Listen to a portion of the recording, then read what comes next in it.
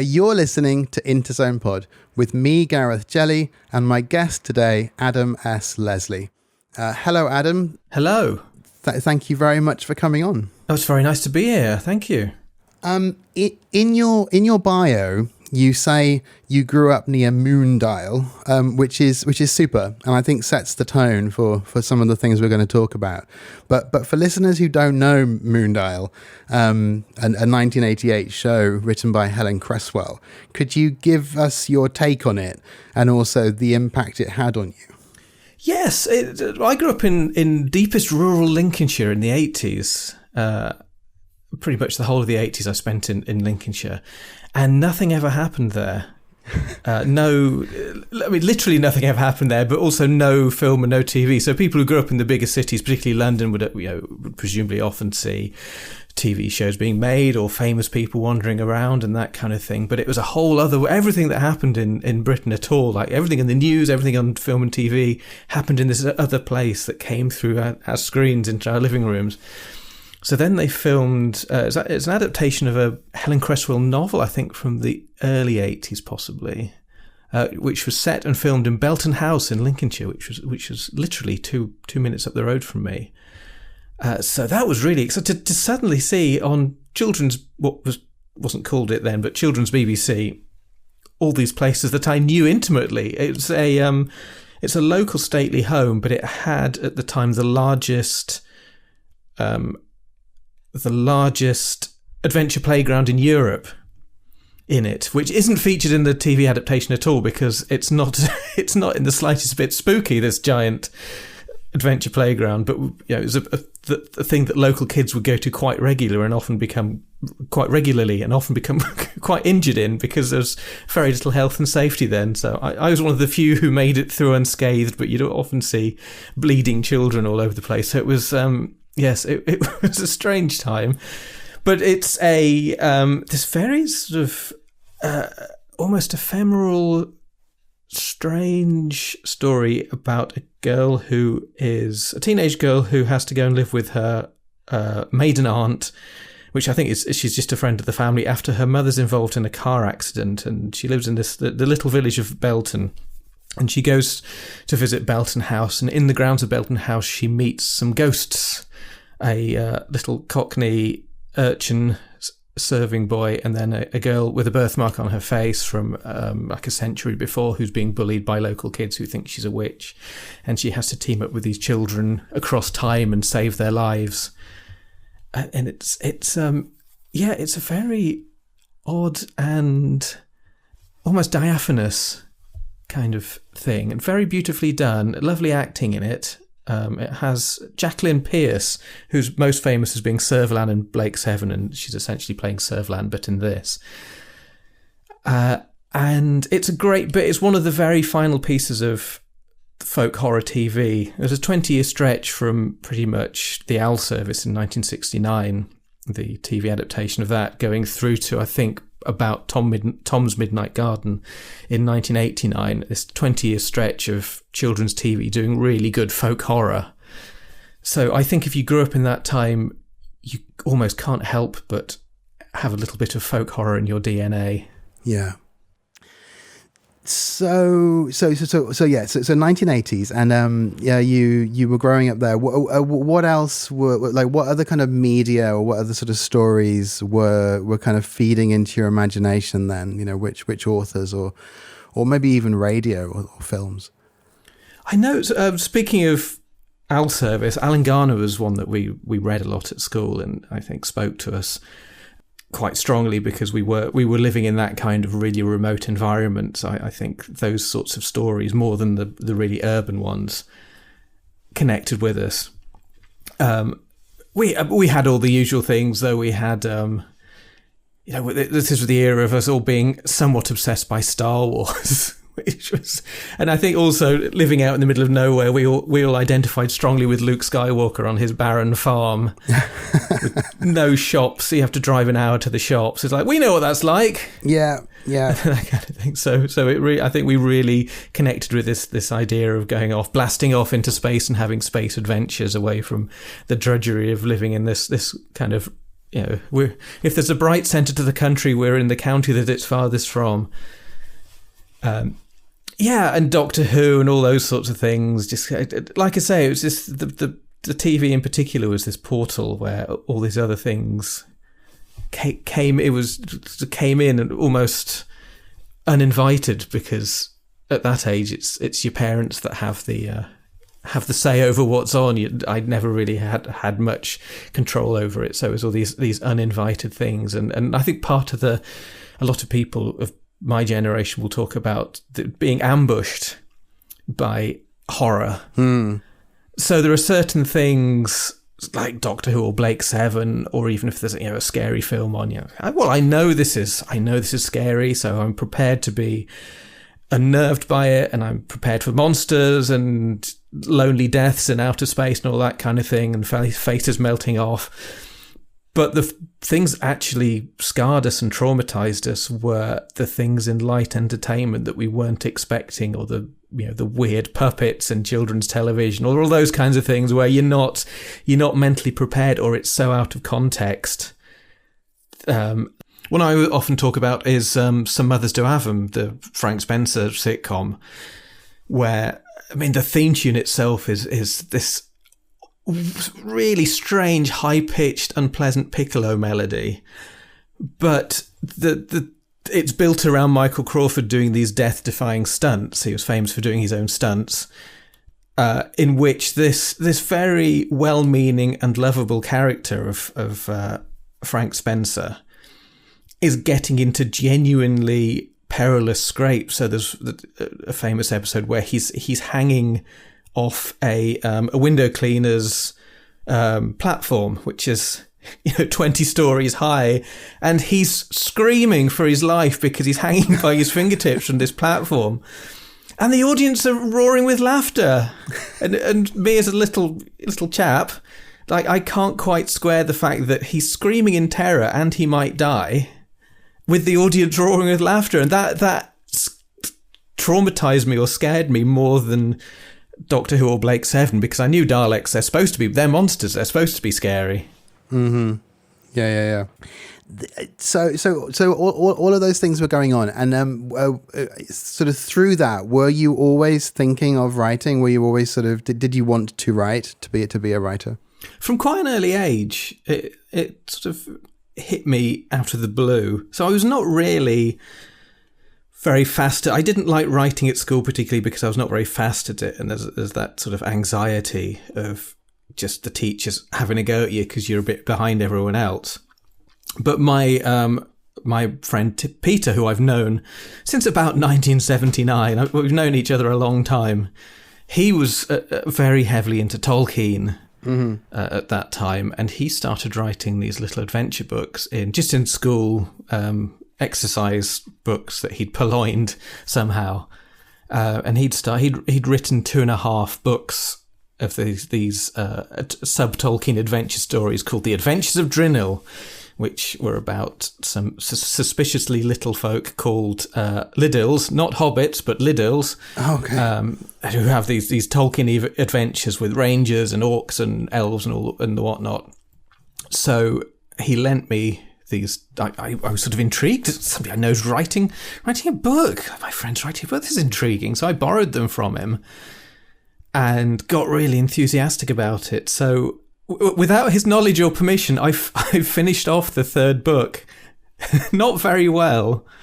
I basically couldn't be bothered to learn who all these different characters were, so I killed a lot of them off in a big battle and narrowed it down to all the ones I could remember, and then continued the story that way. And I'm a year younger than Peter, almost exactly as well, so he always had that advantage of being a year more advanced in writing, and he's naturally quite a good writer anyway.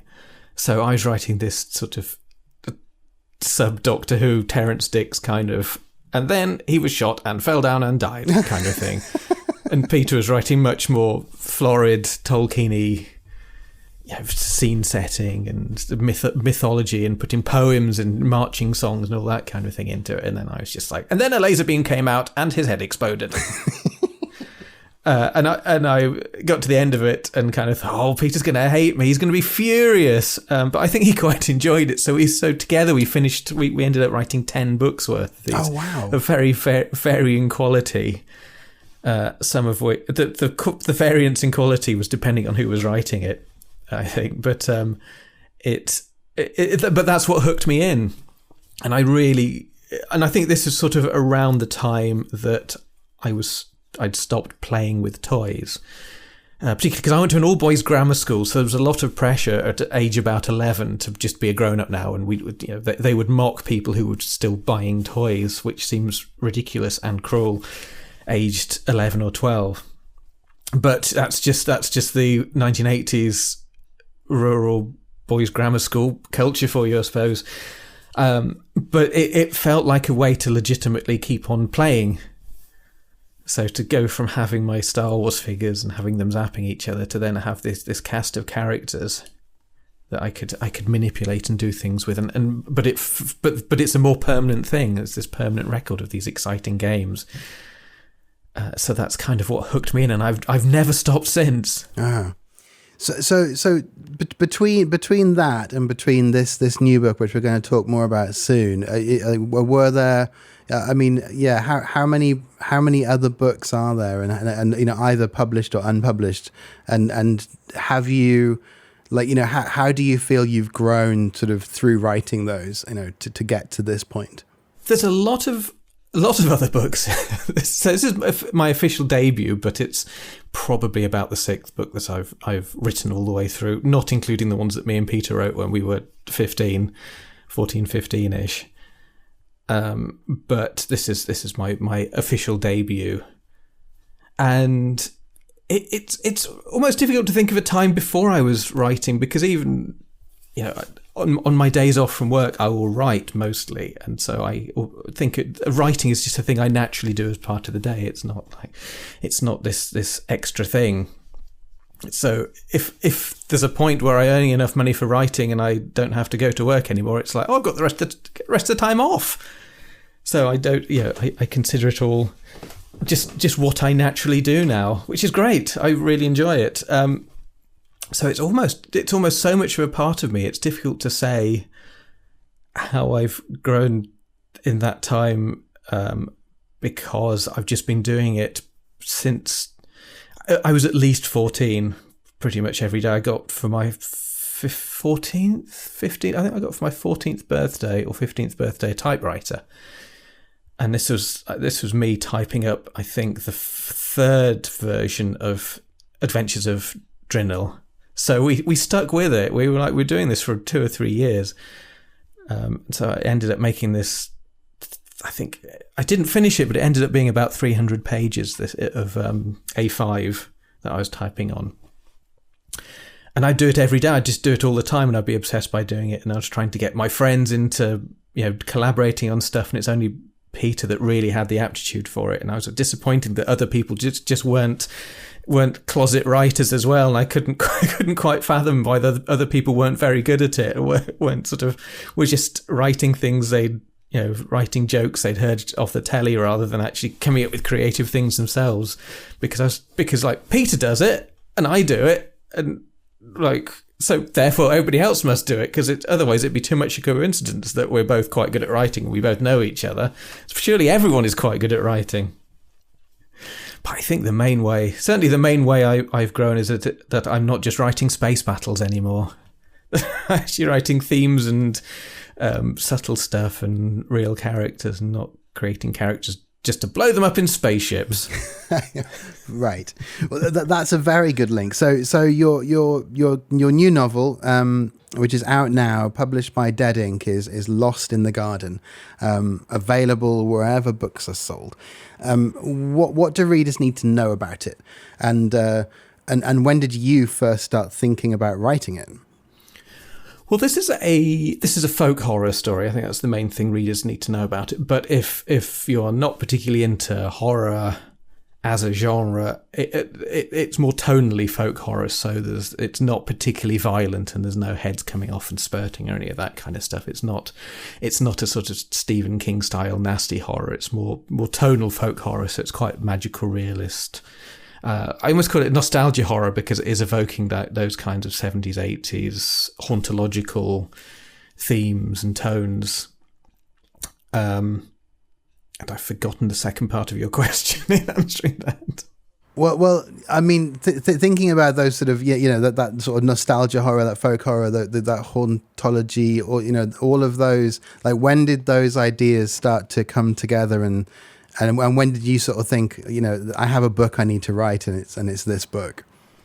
Well, this one I've been working on for 30 years. So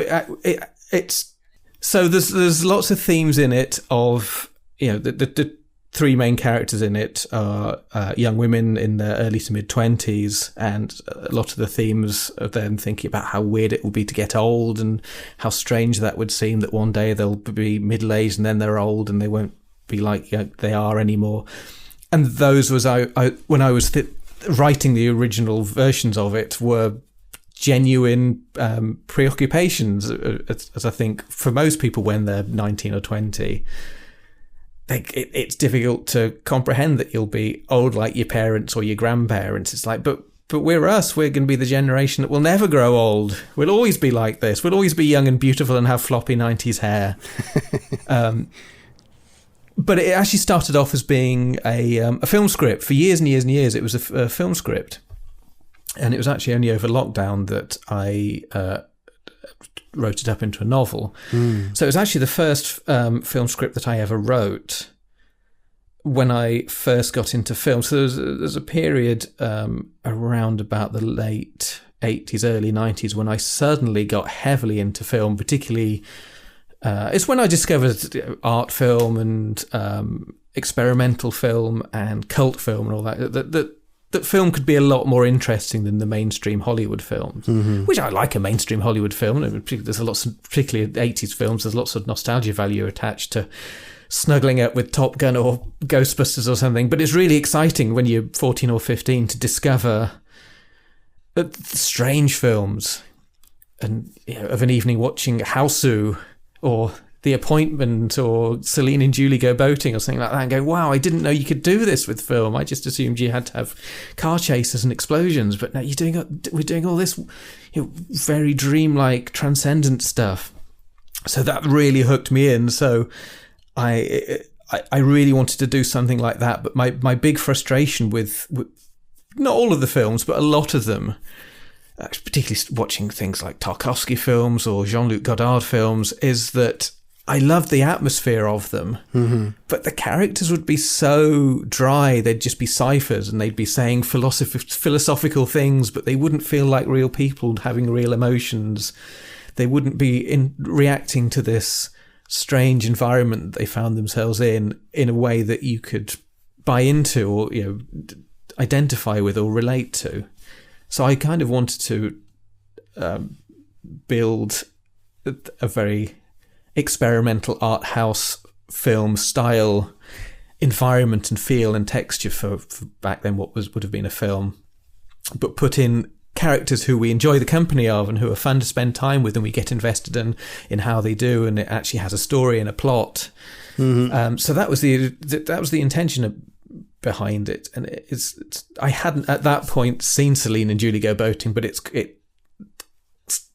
that's one where the characters are quite fun, and I think if you like Celine and Julie Go Boating, this was actually inspired partly by reading about it, having never seen it. Which is possibly quite a rare thing. So I read about this film and I was like, oh my God, I want to watch this film. But of course, back in the day, it was very difficult to get hold of these films if they weren't shown on TV. So I was so inspired by just reading about this amazing sounding, really, really magical film. It's like, this really informed what my one was like. But the real Celine and Julie Go Boating is still one of my favourite films, but it's completely different to how I imagined, which is quite handy for me, really. Okay. Well, that's interesting though, in and of itself. The way that kind of either your sort of memory of something can change over time, but also how something you haven't seen, becomes sort of maybe more influential or more powerful, or has more power on your imagination somehow than the thing that you actually see. I think that's really, really interesting. Yes, there's been a few occasions. It's Peter again, my friend Peter again, describing the film Funny Games to me. It's like, that really inspired me.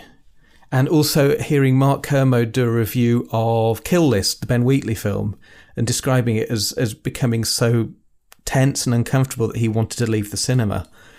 I was like, oh yeah, that sounds great. And that's really without even having seen the films, that's really firing the inspiration. Like, oh, I really want to do that. I want to make people so uncomfortable that they want to leave the cinema. So I really, I like having that situation, because you're creating something entirely living in your imagination from not having actually seen the product. Yeah, and thinking first about the effect as well. I want people to, So you read about, whether they actually happen or not, but the reactions that happened when things like Psycho were first screamed. Yes. Wow, Freudian slip. First screened. Exactly. And people kind of running out of the cinema. You kind of think, I want to make a movie where people flee. Absolutely.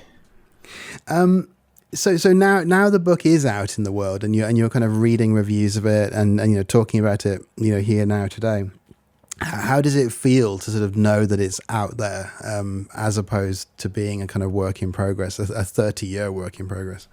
Yeah, it's really nice, and it almost hasn't quite sunk in yet that there are people out there who know who Heather, Antonia and Rachel are, because of these three characters that have been living on my hard drive for 30 years, or on scrap pages under my bed and that kind of thing. So these are actual characters in this situation, and they're out in the world, and their story is out there. So it's really exciting, and people generally have been very nice about it and have really enjoyed it mostly.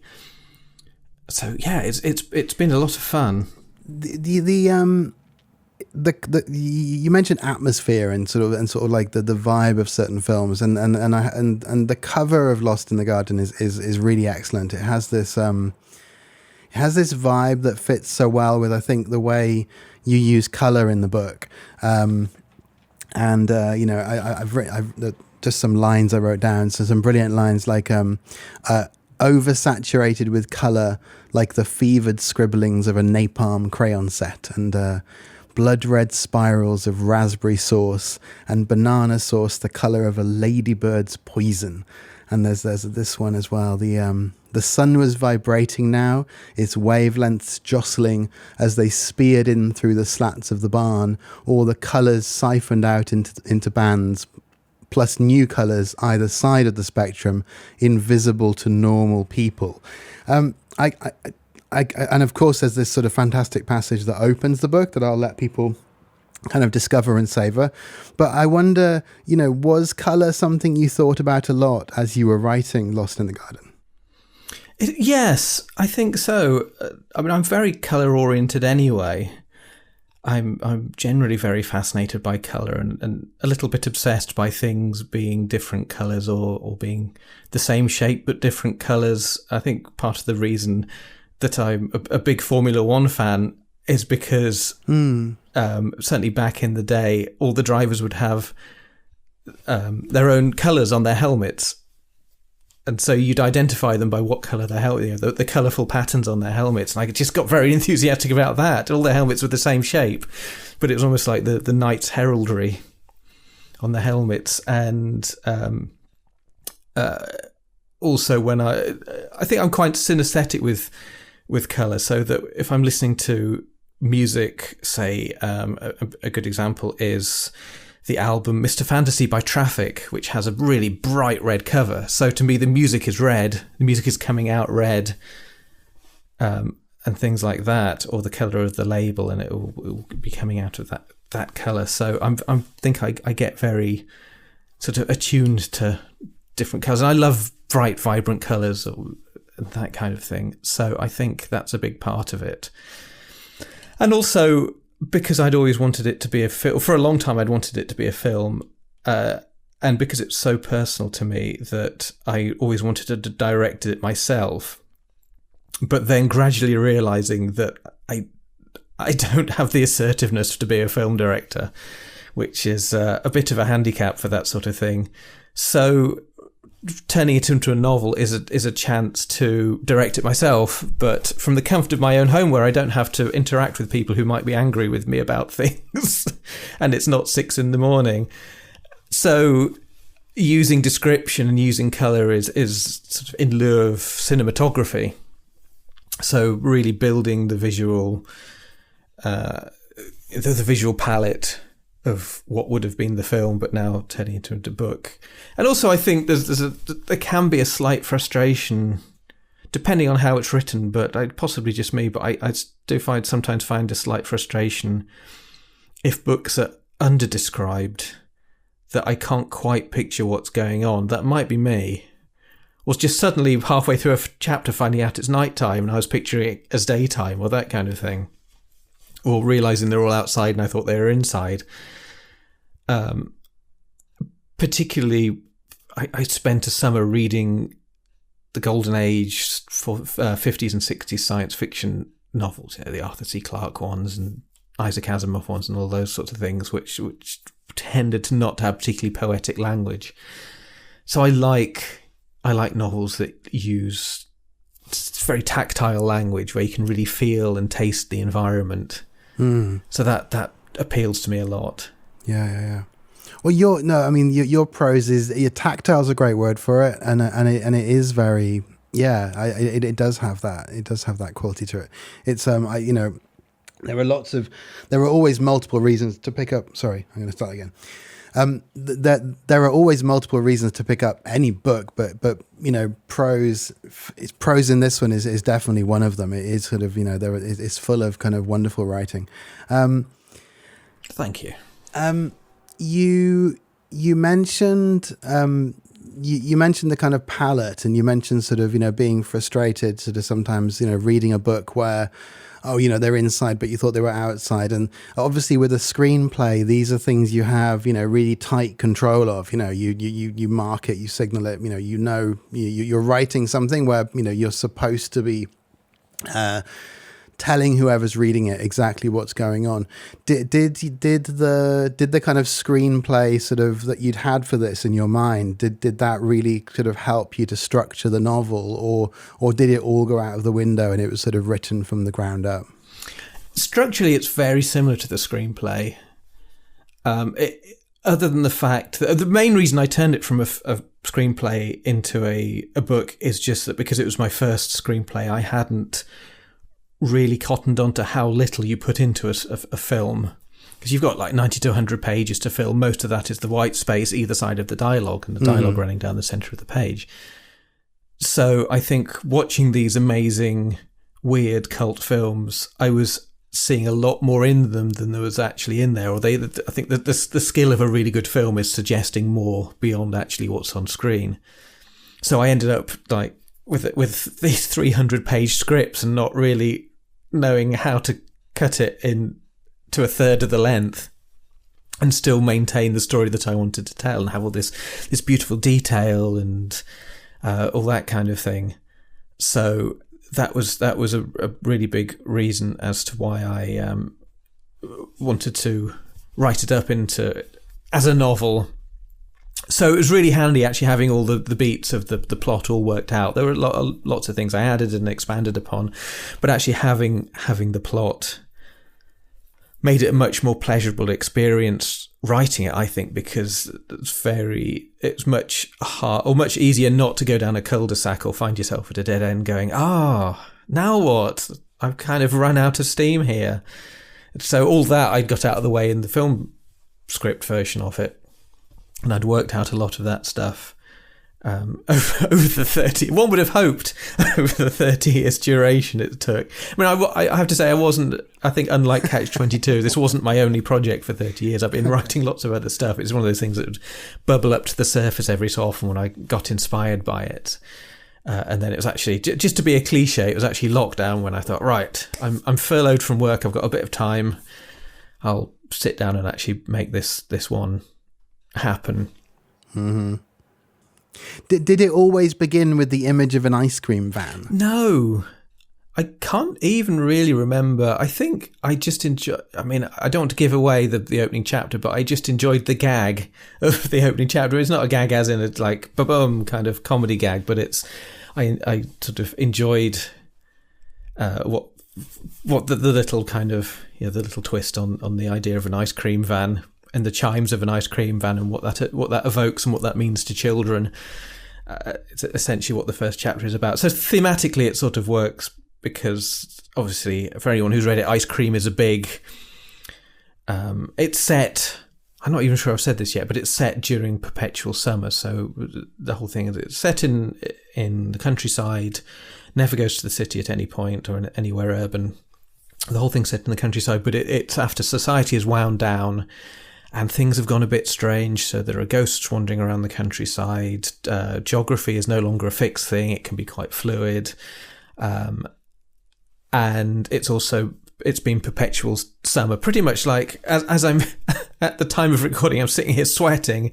So it's very, very heat wavy today. So it's like today, there's very heat wavy day, but like, for the last, I can't remember what is 7 or 8 years, I think it says in the book.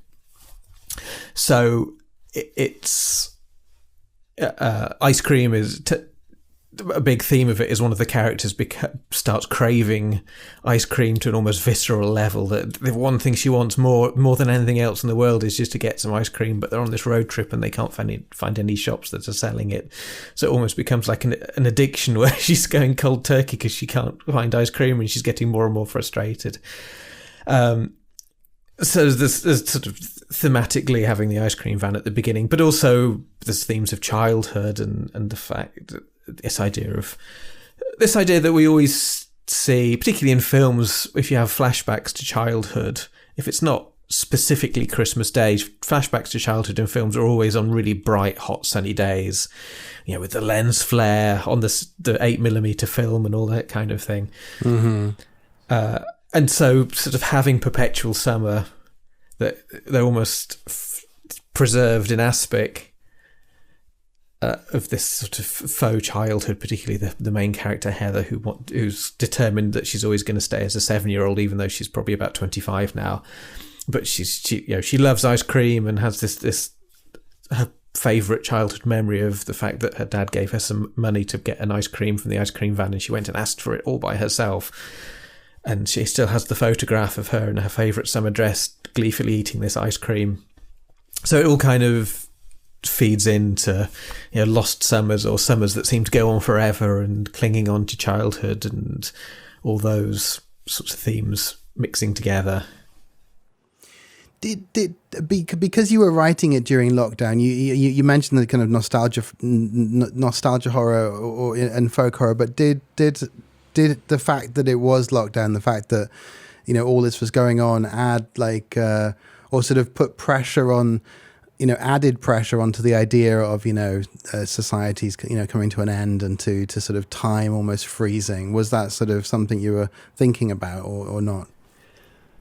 Well, in a way, it was kind of coincidence that was always part of the script, and I kind of wanted to avoid it because I sort of had this inkling, and I think I'm correct. I think a lot of people had the same inkling and were correct in it, that after lockdown had finished, we wouldn't really want to talk about it much, and we wouldn't want to watch films about it or read books about it. So it has been slightly erased from the consciousness, not through... I think, it was a traumatic time for a lot of people, and for a lot of other people, they were just a bit bored and at a loose end. But I think it's just one of those times that's like, I'm glad that's kind of mostly... I don't want to say that COVID has completely gone away and we've won or anything like that, but actually being shut up in our houses all day and just playing games on internet with everyone and all those things we did to try and keep ourselves entertained. I think it's not a time we really want to visit, other than people that didn't have to go and do their jobs anymore and got paid 75% to stay at home was quite nice. But so I didn't lean into it too heavily, deliberately, and thematically it's just really coincidence. And I think the only overt thing that came from lockdown is just towards the beginning, where when the ghosts come in the story, people are told to stay indoors and not go outside, but then people get bored and go outside and end up falling foul of these, because the ghosts in this are quite dangerous. So they end up falling foul of the ghosts, and I think that probably was informed a lot by people just getting bored and disobeying the lockdown rules, or the pathological stubbornness that led to a lot of anti-masking and all that kind of thing. But yeah, other than that, it's mainly coincidence. So outside of this kind of period of like intense writing, you mentioned that you're always writing, but what does your kind of writing day look like? Do you have a particular routine or a ritual? Yeah, I like to try and do it every day, and if I don't do it every day, I end up at a bit of a loose end. My best writing time is immediately after dinner. So there's always, I can never write in the afternoon. Maybe a little bit straight after lunch, but there's that 2 or 3 or 4 hours leading up to dinner time where I might as well just not bother trying, because it's not going to happen. And then getting that burst of energy from dinner. It's all very prosaic. And then I can work on quite late into the night, up to about midnight. Quite often I'll go from sort of 6 to midnight to have a really good stretch. Sometimes in the morning if I'm fresh up, but normally it's after dinner. But the frustrating thing is that I want to stay in the zone. So I could occupy my day with all sorts of other creative things, because I record music as well. And any sorts of, I could reading books is fine, because if I'm writing a book, then reading a book, it's all right. But often I'll just walk around with a podcast and just try and stay in that zone and not move my focus too far to anything.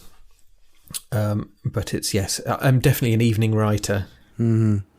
And are you a writer who's sort of editing sentence by sentence as you go, being very, you mentioned before we started recording that you're, that with the podcast you do, or did, sorry, you're a perfectionist. Are you very particular about your sentences as they're coming out, or do you sort of try to get, a chapter or a block or a scene sort of done, and then you go back and edit? How does the editing look? Yes, I tend to try and get it good as I'm going along. You often hear writing advice. People say, just get anything down. Doesn't matter what it is. Just get anything down. Get the whole story down, beginning to end, then go back and redraft it and make it good. And I can't do that. Mm-hmm. Because I'll just lose morale. It's just, this is rubbish. What am I writing this for? This is no good at all. But also I think what you're writing affects what is then coming after it. So I have to have some idea of what the book is like at any given point, or what the finished book is more or less going to be like at any given point, so that I know what the next bit's like tonally, or even changes that might happen in the story. If it turns out something not working, I have to kind of get to a fairly good point on it to know it's not working, to then be able to move the story in a direction, change things and fix things. So I've never bought into that idea. I've tried it and it doesn't work. I just get really fed up just writing rubbish, and I think it helps. I'm quite a quick writer, so I can get a decent amount done. Mm-hmm. Whilst still editing as I go, and yeah. So I think usually first draft I can get something fairly decent down, and then second draft I sort of really buff it up. But I like to do it, like you say, do it in chunks. So I'll not get all the way to the end. I'll usually do a few drafts of each chapter, or at least a few read-throughs, just to like polish and buff it up to get it as good as I'm going to get it. And then the drafts tend to be more the future drafts tend to be more about plot and story. If something is not working, or I've sent it to somebody to read and they've gone, but why did that happen? Somebody wouldn't do that. Or there's a gaping plot hole. I was like, oh yeah, I didn't think of that. So then, I mean, that's the downside of really putting a lot of effort into it or a lot of attention into it as you're going along, is that you end up, if you do have to change something, you end up losing some really quite nice bits because you put loads of work into them, and then it's like, this paragraph, I was really proud of this paragraph, now I have to ditch it. But right. Come see, come saw. Yeah. You mentioned earlier about the music. You also make music. It's a Berlin Horse. Is that right? Yes. Yeah. Maybe tell listeners a little bit about your music, because I think you have something. I think the author's note or the bio said you have something out now, or almost out, maybe. Well, I've changed in future subsequent editions. I've changed the note, the biographical. Sorry. Okay. Because I just didn't get it finished in time.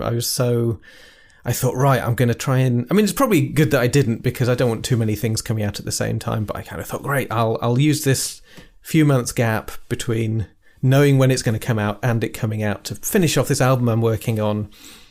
And then use the publicity from one to promote the other. But of course, it didn't work out like that. But largely because I didn't want to draw too much attention from working on the publicity for the book, which is the main thing. The music's very much a hobby. So I ended up doing absolutely no work on the album whatsoever in the intervening months. So my optimistic appraisal of getting it out on time was well short of the mark, so I've since changed that. But yes, I record under the name Berlin Horse, mainly because there's a record producer called Robert John Godfrey, who's most famous for he did producing for Barclay James Harvest, and he was in a prog band called the Enid, because he looked like Big Ears from the Noddy books, so the band was called the Enid. And he owned a recording studio in Northampton, so I went up there one day to meet him and talk about recording there, and he said, Adam S. Leslie, you sound like a hairdresser. I was like, oh. Well, now I can't use my real name for recording then. So I record into Berlin Horse. So I do sort of, anyone who's read Lost in the Garden will not be surprised. It's sort of psychedelic, also quite hauntological, but I'm very Beatley.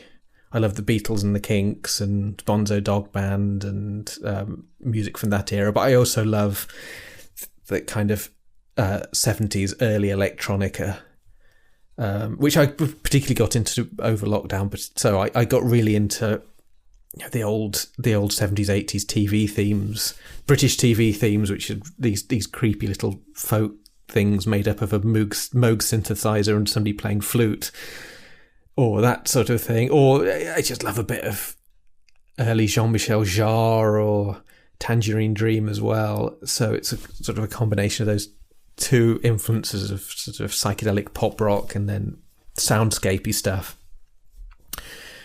And that actually, talking about, it's probably the best example of my fascination with colour, that just for years and years and years, because I've been writing songs for a long time and just getting around to actually recording them properly, now that sort of technology's caught up with a point where I can have a recording studio on my laptop, that I've always had this idea that I wanted each of my albums that I make to be a different colour, because that's just a thing that I'm fascinated by. So that's the pink album, or that's the green album, and just so that the music is infused with that colour, and like each one has its own personality with its own colour. And yeah, I just get really, I spend hours just thinking of album titles, and then thinking which colour will go with the title, and then listing the songs, and then change. Oh no, maybe that one would be better on that album. Not actually recording, just making lists.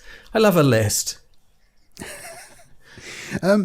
So people can. I mean, can people find? Is there a place people can go to find you, or to kind of sort of like look out for things in the future related to the music?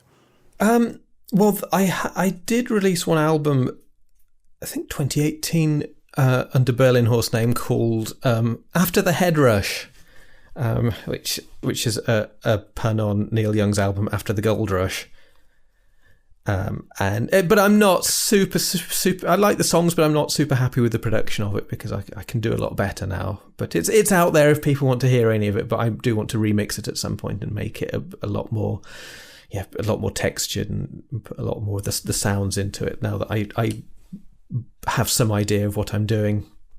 I also did the theme tune to Goon Pod, which I think a lot of people are familiar with, a podcast about the Goon Show, where I had to make a piece of music that sounded like the kind of music that you'd hear on the Goon Show. So that's kind of fun. Mm-hmm. So that's currently my most widely heard piece of music is the theme tune to Goon Pod. That's interesting. You also have your own, or you had your own podcast. I don't know. I think you said it's kind of on hiatus. Retro Tube. Yes. Which definitely kind of feeds into a lot of what we've talked about. You Moondial was one of the episodes there. Yes. Yeah. I mean, that's a really interesting project. Whether it continues or not, I think what's already there is sort of is going to appeal to a lot of people listening to this. Could you sort of introduce Retro Tube for people who haven't heard it? Yeah, it's a podcast where me and my friend Heather, we would take it in turns to. We both liked old TV. She was very into 60s TV, so the really glossy, highly polished TV of the 60s, like Batman or Mission Impossible or The Avengers, that kind of thing. Or the Monkees. She's a huge Monkees fan, whereas, as you could probably tell from this conversation, my thing is much more the 70s, 80s, weird, unsettling, haunting TV shows that would cost £6 to make and are held together by sellotape and really disturb you when you watch them, even though they weren't supposed to. So we're both generally quite unfamiliar with each other's tastes. So each episode we alternate by introducing each other to one of our TV pieces of choice, and then we talk about it and dissect it, and I put lots of clips in, and I edit it. One of the reasons I don't do it anymore is I'm very finicky with editing, so a 1 hour episode, it would take me about 8 hours to edit it because I edit it really tightly. So it's just turns out having a novel published is quite time consuming. So I don't know when, if ever, I'll get back to that. You also, I think I'm not entirely sure based on what you said so far, but I think you work in a bookshop. I think you work in Blackwell's. Yes, part-time currently, yeah, and then writing the rest of the time. And you're surrounded there by lots of books, lots of authors. Is that kind of like the ideal job for a writer, to be sort of, to be constantly sort of thinking about, just how many, great things there are. And do you find like new influences, on a regular basis just working there? I think I think it is an ideal job for a writer for lots of reasons, and not even anything to actually do with the contents of books necessarily, because obviously we can all read books at any time, and you can even get them for nothing at the library. So it's actually just the inspiration of being surrounded by them all the time and seeing them on the shelves, and it's just like, I want to be part of this, and but also knowing about the marketing of books and how they're sold, and what criteria people use for buying them, how they're recommended by booksellers. I've worked there for 8 years, I think it's 8 years now. So having been around booksellers all that time, and actually people who are more voracious readers than I am, because I do spend so much of my time writing, it's really handy to know, even down to cover design, where things sit in a bookshop to get the most attention, the kind of thing that customers will ask for, the kind of thing they'll be enthusiastic about, whereabouts in the shop to put things for people to be enthusiastic about them. It's very handy, and it's stuff that I just wouldn't have known about if I hadn't spent that time in a bookshop. That's kind of able to just sort of even when talking to the publisher about cover design or any of these considerations, or even sort of what genre to market it under, and obviously that I'm not saying I have more expertise than the publisher, but particularly since Dead Ink also have their own bookshop, but also having my own expertise, so I at least I have something to bring to the table, that I'm not only an author in my room, but I'm also at the other far end of the whole book process that I also sell them. So I'm at either end, and the publisher's right in the middle. So we have the whole thing covered essentially. So yeah, it's been very handy, and it's lovely to sit in the bookshop. Mm-hmm. Yeah. Well, that's really. I'm really pleased you mentioned all of that, because I didn't ask earlier, but I was curious about the cover design, and also, but I think more interesting as a question is that question of, like, where do you shelve it? I used to work in a bookshop, and there is always that sort of, there's always that thing where you have to decide where to put a particular book when the book is sort of, crossing across, genre lines, or where maybe you feel that it's being marketed one way, but perhaps could appeal to other readers, who might not necessarily walk into that corner of the shop, or walk down that and look at that shelf. Is that something you think about with your book? Sort of like, basically, where would you put it, and who would you recommend it to? Yes, absolutely. Yes, it's a big thing. I think I possibly fret about too much, because I think the thing about Lost in the Garden is that it's horror, but I think it's literary folk horror rather than genre folk horror. So it has a quite a pretty pink and white cover. It doesn't have. It stands out amongst the genre horror books that are, obviously lean towards black and red covers, as they naturally do, and all the Stephen King books generally have the black covers. So mine looks quite different to the genre horror book. I'm not saying literary horror. I'm not trying not to convey an air of superiority. I am very admiring of people that can do the really on point genre horror. So I'm not sort of saying I'm better than these horror books, but sort of being aware that it's a different flavour of horror, and that it can also sell in the the regular literary fiction section as well, because I think a lot of literary fiction, particularly these days, does cross different genres, or it uses different genre influences, that you can have horror or certain science fiction themes or fantasy themes within literary fiction a lot more now. But it's actually something I was thinking about yesterday, that it is quite a subtle thing, and it can vary from shop to shop even, because I was deputising in a different branch of Blackwell's. I was just doing a bit of cover for half a day, and my book just wasn't selling at all. Hadn't sold at all recently over the last few weeks. It hadn't sold any copies, I don't think. Whereas, without wanting to blow my own trumpet, in my own shop it does quite well. The part of town where I regularly work is more sort of the touristy, in inverted commas, highbrow part of town, with the beautiful old buildings, and so I think even the location of a bookshop can affect people's, the frame of mind that people have going into a bookshop. So there it sells much better from just within the regular fiction section. But the shop that I was in yesterday is in the shopping centre. So it's much more modern, much more commercial, and it was just in the regular fiction there as well. And I think that's the reason it hadn't been selling, is that it's much more, I think, delineated how people buy books when they're in the shopping centre. Weird as this sounds, but I think there's a subtle psychology to it, that if people buy a mainstream, supposedly non-genre book, they want a non-genre book. And I think people have been picking it up and going, oh, this seems a bit weird.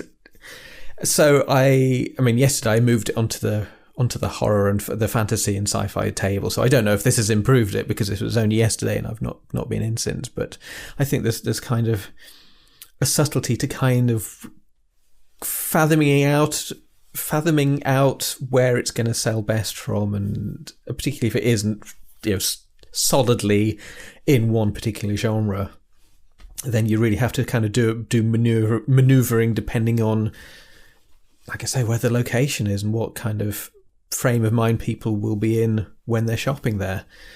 So it's a thing that you wouldn't necessarily think would be a consideration, but I think it can be. Yeah, it's the feng shui of selling books. Right. I remember my manager in one branch talking about how, like when they, because we were at the very busy end of a street, and it was sort of like the second bookshop I worked in was at the very end of a street with lots of kind of sort of business people, lots of people in a hurry. It was one of those real kind of fast streets, and he said something like when people come in, they don't see anything for the first 5 meters. Yes, and and it's so interesting when you think of it that way, and you kind of go, oh yeah, right, okay. And so then you kind of start to do all this sort of pop psychology stuff, and you kind of go, well, okay, so when did they start focusing on stuff? And so you'd have this shelf full of shelf talkers, right within eye line, just as they're slowing down, right? And sort of, and yeah, you could really sell stuff off certain parts of the shop, with the right placement. Yeah. And then other shops where you have a kind of slower sort of, meandering sort of customer, it's a different process. So I think that's fascinating that you've seen different numbers in different places. Yeah, I've definitely noticed that on the really busy day, because my Lost in the Garden, I should stop calling it my book, I should call it Lost in the Garden, so the title gets ingrained in people's minds. Keep mentioning the title, yeah. I'll repeat that. Lost in the Garden is quite close to the door, and ironically, it sells less on really, really busy days, because I think because it's quite a touristy place, so there's lots of groups of overseas teenagers and things like that. So on the really busy days, people tend to just collect in big groups by the door, which means that people aren't browsing that area. They're not just sort of standing there leisurely looking through the books. They just want to get into the shop a bit further down, a bit away from all the people collecting by the door. So it does sell a lot fewer copies on the really heavily busy days, which is frustrating. That is frustrating. I mean, you can have too much information. You can have, about the way something you're very, you feel very close, you feel very passionate about is doing. You can drive yourself half mad as well, like with just trying to micromanage your own book and your own, how it's displayed, and how trying to just really pour over or really analyze in great detail to the millimetre the exact best way to sell it effectively, whereas you just kind of have to leave it to the fates. That also 75% of it is pure chance as well. It's just like throwing a handful of coins into the air and hoping that a decent amount of them will be heads, kind of thing. Right. A lot of it is that. Right. But thinking about when I was a bookseller, and as a bookseller, you get asked for recommendations, and I, so maybe a customer really likes a particular author and wants to find something similar, or wants help finding something else they'd enjoy, and I kind of wonder with your book, if flipping it around, sort of, who would you recommend it to in terms of, like if you like X, you're going to really like this. Ooh, that's a good question. I mean, possibly luckily, just to further avoid driving myself mad more than I already have, I actually work in the music department of my bookshop, so I don't get asked for recommendations that often. Otherwise, I would be trying to just shoehorn. Well, actually, I have the perfect. You like Jane Austen? I've got the perfect book for you. Irvine Welsh. I know exactly the book. But yeah, because I think the trouble with Lost in the Garden is it's so influenced by film and TV, starting as a script, that it's difficult to say. I mean, Gallows Pole is quite good bit of folk horror. Alan Garner as well, of course. It's very sort of people who've enjoyed Alan Garner over the years. It's quite in that kind of folk horror sort of end of things. But yeah, I'm always really bad at knowing how best to sort of position it in terms of recommendations. Or similar things like that. Water Shall Refuse Them is another one. So yeah, there's a few, but it's quite difficult because I could list countless film and TV offerings that that are close enough that would appeal to people. Books is trickier, but yeah, I think if you like folk horror and if you like the kind of 70s, 80s, evoking 70s, it's not specifically set in the 70s, 80s, but I like to evoke that kind of public information film, kind of hauntological vibe to it. But it is much more... a little bit Scarfolk. Yes, quite Scarfolk, quite Scarred for Life. Yeah, that kind of vibe. Quite if you like anything of Bob Fisher's investigations into hauntology. But yeah, like I say, all the children's that run of children's TV from 69 through to 89, things like Children of the Stones. Also some of the other stuff that was on TV, like the Ghost Story for Christmas, the Stigmata, I think it was called, which was also set in Avebury and had a really unsettling horror thing going on there. And also the John Cleese film Clockwise, which I think is the very last good John Cleese film. So all sorts of just all these influences coming in, and I'm just gleefully rubbing my hands, sticking them all together and seeing what weird thing comes out the other end. You should make like a letterboxed list. You like lists? You should have a I should actually, yes. Yeah, a list of influential films that you can. I'll share it if you make one. Yes, I'll have to. Yes, it's Clockwise meets Celine and Julie Go Boating meets Hot Fuzz meets Goddard's Weekend. It's such an interesting hybrid. I'm glad you mentioned Children of the Stones. I was thinking about that a couple of times as you were talking earlier. I was looking down the list of your podcast, wondering, is that one they've covered? So I'm happy you mentioned that one. Yes, that's one we covered. Yeah, it's not one I'm not quite old enough to have seen it at the time. But it's evocative enough that it still has that nostalgia because it's so 70s TV. That I think the great thing about that era of TV, that it's so infused in itself that it's, even if you didn't see it at the time, you still get the full nostalgia rush from it because it has all the tropes and the filming methods and just everything that all that gorgeous, weird mid-70s TV of that kind of genre had. So you can watch you can sit down and watch pretty much any of these things and get the nostalgia rush from it, which I love. And there's something sort of about watching these, because I saw it for the first time on YouTube. So I was watching what must have been a VHS transfer. And yeah, there's something extra kind of interesting about watching it with the colors even more desaturated and the kind of quality kind of not quite there. And I don't know how I'd feel watching some of these as remastered Blu-ray editions. It might take away some of the magic. I have heard people say they've enjoyed them less watching the DVD and Blu-ray than it just hasn't. Yeah. If you've got some murky 5th generation VHS copy that some friend of a friend's cousin's made for you, and you've illicitly passed under the school desk, like, whoa, and then actually seeing the crisp, cleaned up version, it's like, oh, okay, this is just it's not quite as spooky and quite as haunted. So I think that it's almost like they become artifacts. They become archaeological artifacts that you've discovered, and you're peering through this murk trying to make out what it is. So losing those layers of information that adds to the slightly haunting quality to them. So when everything's in crisp, crystal clear clarity, it's like, okay, there's Gareth Thomas doing his stuff, and I can see every fibre in his jumper and every curl of his hair in high definition. It possibly doesn't.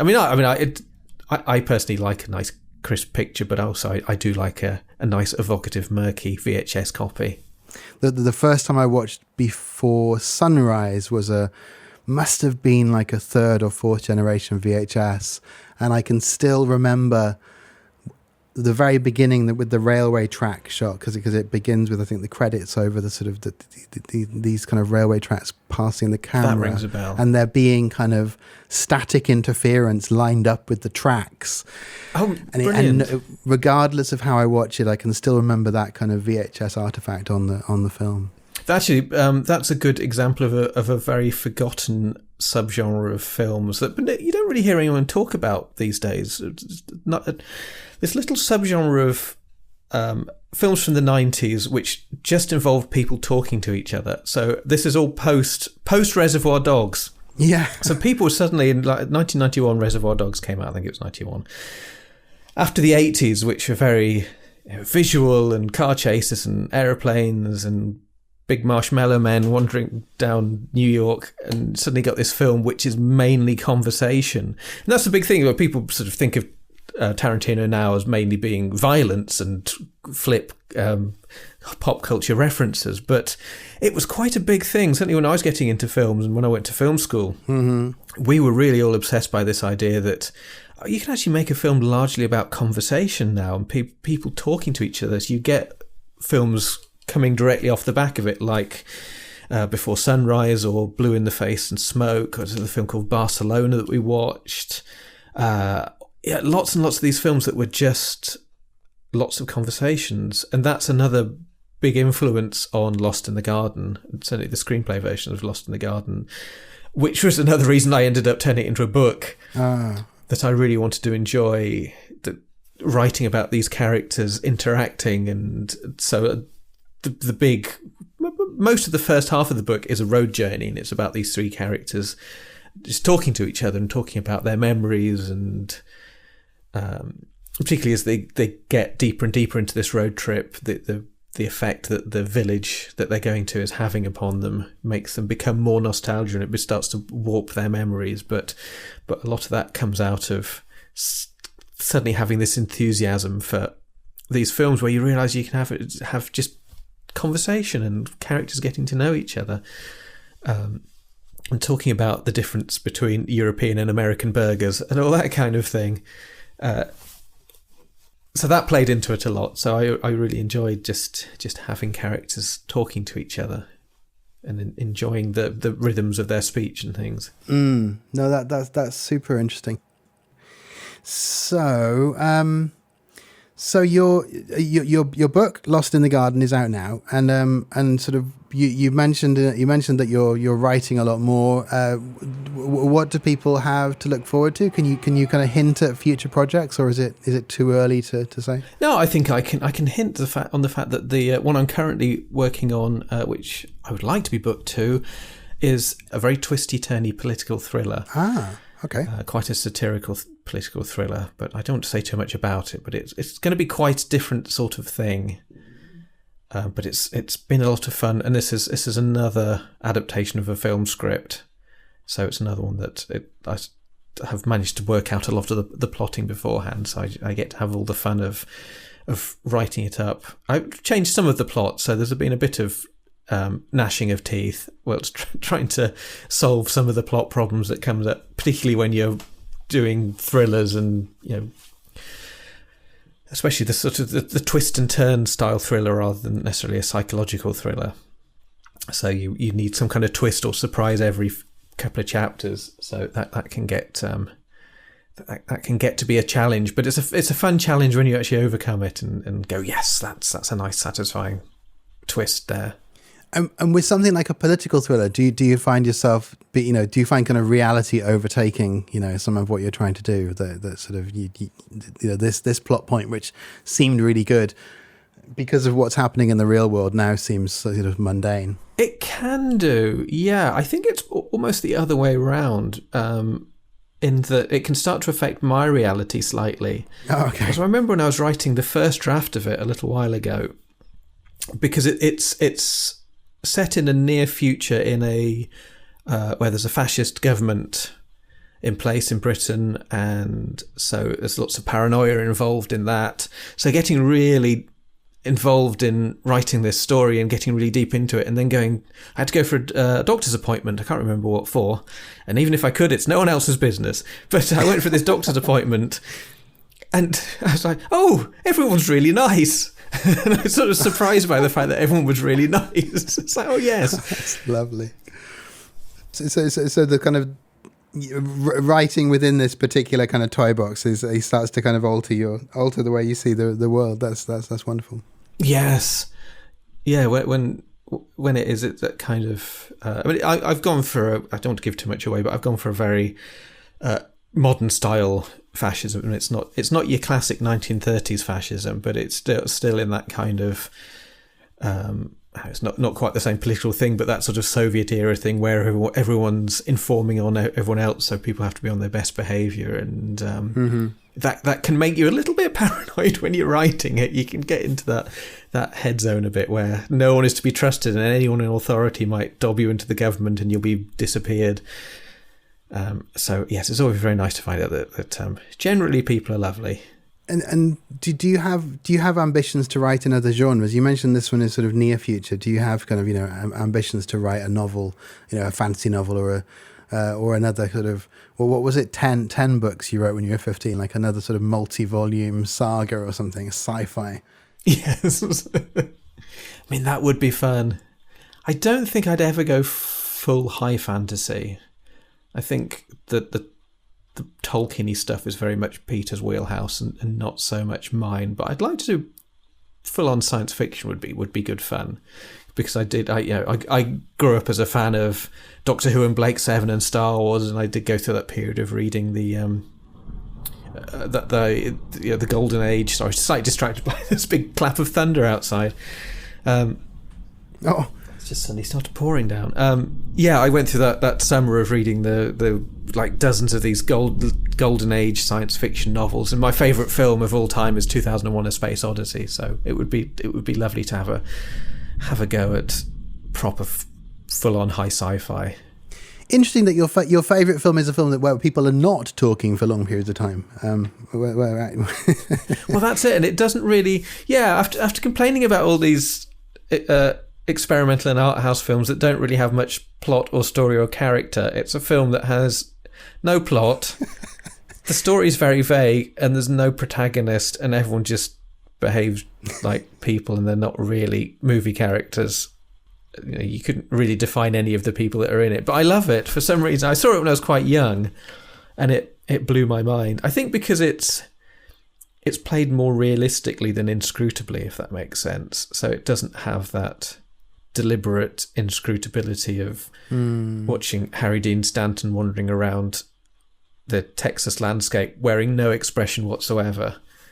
A great film as Paris, Texas is, it's still quite an expressionless sort of film. But whereas in 2001, I think it's just ordinary people doing their jobs, which is a little bit of a different kind of thing.